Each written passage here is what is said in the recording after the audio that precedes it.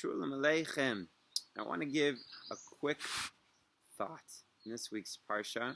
It gave me a lot of chizuk that explains a very strange story. So, at the end of the Parsha, right after Aaron passes away, we encounter the story of the Fiery Serpents. The Jewish people start complaining to God and to Moshe. They say the man, insufficient, no good. Would have been better if we would have been in the land of Egypt. Why'd you take us out here to kill us? And at that point, Moshe prays to God. And what happened is snakes, fiery snakes, start going around and killing the Jewish people until Moshe prays at that point, and they put up a snake on a pole. And the Jewish people look up at the snake and look up at God, according to the Gemara in Rosh Hashanah, and they pray, and they're healed. That's the story. It's a very strange story. What are we supposed to learn from this story? Of course, in the medical field, this is a symbol of healing. And it's reminding us that our healing is ultimately from God. Obviously, a very relevant issue during this time period. But then the Netivos Shalom offers another beautiful idea. Netivos Shalom asks, what was so bad about this act, and why did it merit such a harsh punishment? What was so bad is that the Jewish people really had what they needed. They had bread. They had food.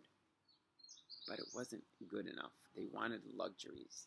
And they probably were mourning from the fact that they were never going to go into the land of Israel. And so when they made up excuses because they wanted to kvetch. And God didn't like this.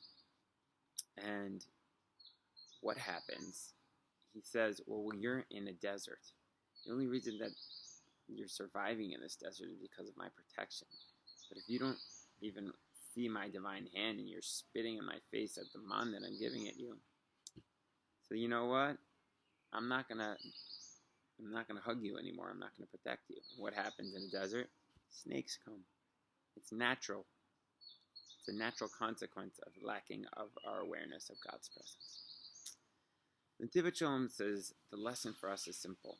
When we have tough situations in life, when we're feeling angry and feeling upset, that's like the snake. Remember the snake back in the Garden of Eden?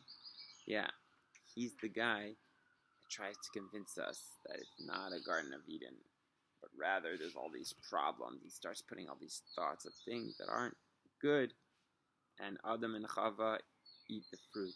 That's the snake. We need to look the snake in the eyes and recognize, hey, snake, it's not true. We have so many blessings in our lives. Right now, I have a negative thought. We're going to let it pass through. And instead, bless God and focus on all the blessings in our lives. And when we do that, the blessing flows in, the healing flows in, the happiness flows in. So I bless us during the hard times in life to look the snake in the eye and say, this negative vibe, this mood, it'll pass. Things are going to get better. Bezrat Hashem.